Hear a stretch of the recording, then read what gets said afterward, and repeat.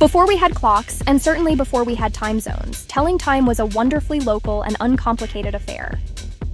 For most of human history, your day was governed by one very large, very reliable clock in the sky, the sun. When it rose, you got up. When it was at its highest point, directly overhead, that was noon. This was a profoundly important moment. It was your local noon, and it belonged to you and your town alone. A town just a few miles to the east would have its noon a few moments earlier, and a town to the west a few moments later, but nobody much cared. Why would they? You were unlikely to ever go there.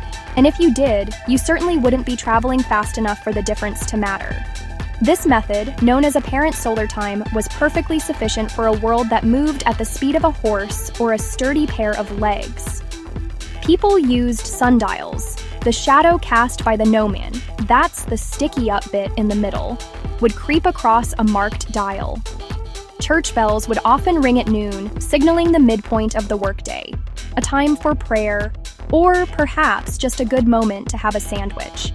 It was a system built on observation and community, a rhythm of life dictated by the cosmos itself, not by some fussy mechanical contraption on the wall. Of course, this wasn't without its problems. Sundials don't work very well when it's cloudy. They are also completely useless at night. The length of a solar day varies slightly throughout the year because of the Earth's orbit and tilt. A day measured by the sun can be a little longer or shorter than 24 hours. But for most people in agrarian communities, these were minor academic quibbles. Time was fluid, approximate, and deeply personal to your specific spot on the globe. As mechanical clocks began to appear in the 14th century and became more common over the next few hundred years, they were often set to this local solar time. A town would have a prominent clock on the church tower or the town hall, and everyone would set their own pocket watches by that master clock. This created local mean time, smoothing daily solar variations into a consistent 24-hour day. Still, the central principle remained. The clock in your town matched your town's noon. Time was still a local phenomenon, a patchwork quilt of countless different times spread across the landscape. Imagine, for a moment, living in this world of hyper-local time. If you lived in London, your clock would be set to London time. But if you took a leisurely carriage ride just 10 miles west to Windsor, you would find their clocks were about 40 seconds behind yours. Travel to Bristol, about 100 miles west, and the clocks would be a full 10 minutes behind London's. This might seem like a trivial curiosity, a fun fact to share at the pub, but it was the simple, unassailable reality of the world. Every single town, village, and city that had a clock had its own unique time, tethered to its own unique longitude. It was a world with literally thousands of different correct times, all at once. For the average person, this was rarely a problem. Your life was overwhelmingly lived within the auditory range of your local church bell. The idea of needing to know the precise time in a city 50 miles away was as abstract as needing to know the temperature on the moon.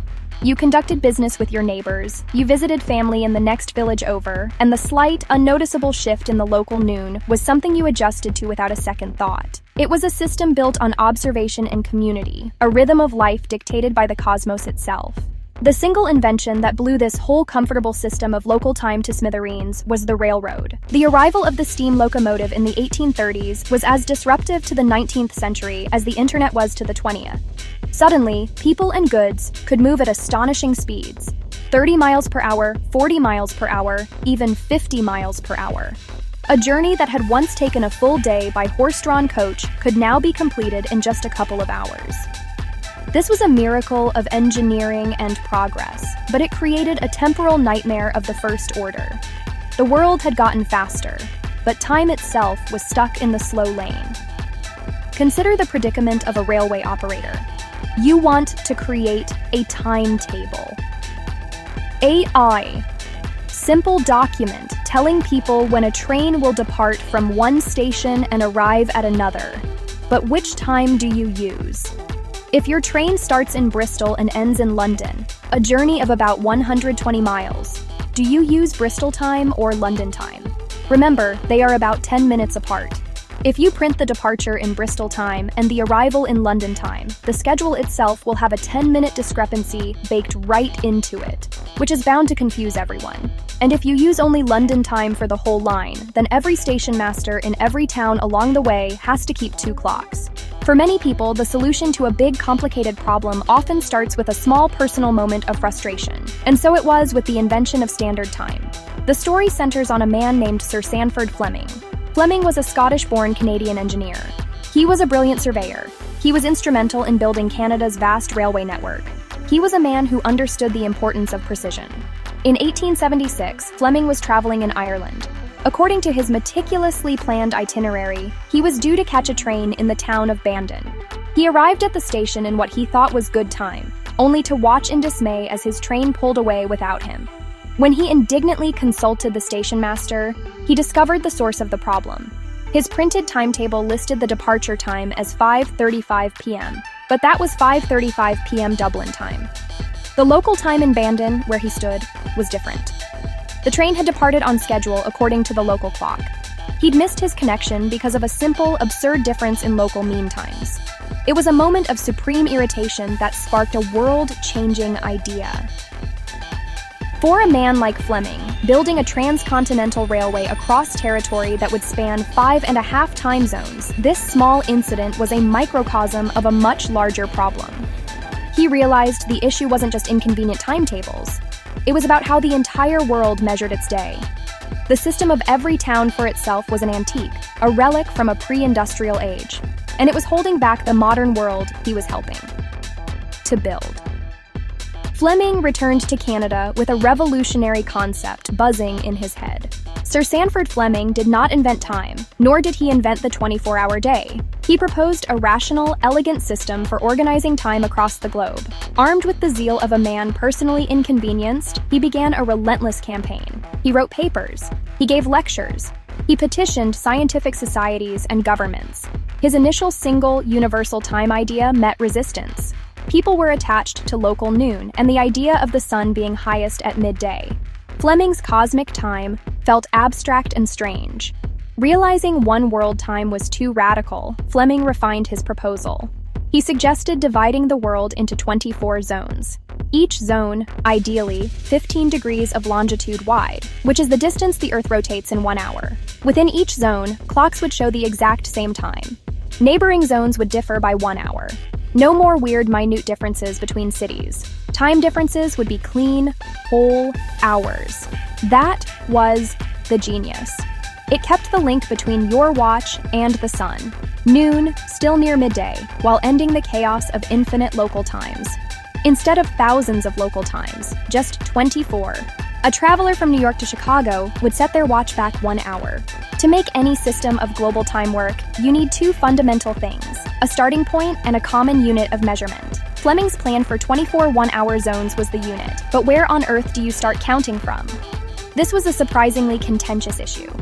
You needed a line of longitude everyone could agree on as the 0 point, the prime meridian.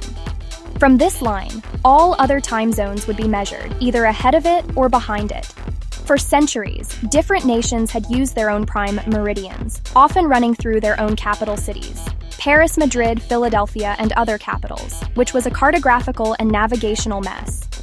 In October 1884, at the invitation of President Chester A. Arthur, delegates from 25 nations gathered in Washington, D.C. The International Meridian Conference's primary goal was to choose a single prime meridian for the world.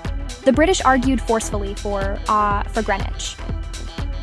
The Royal Observatory at Greenwich had been a world leader in astronomy and navigation for over 2 centuries.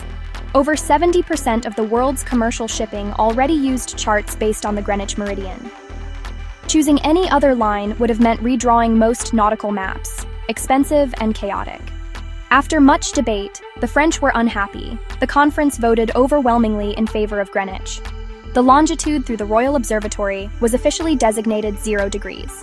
The adoption of standard time was more than just a convenience for train travelers. It was a fundamental shift in how human society operated. It became the quiet, unseen infrastructure that enabled explosive 20th century growth. Suddenly, long-distance communication became vastly simpler.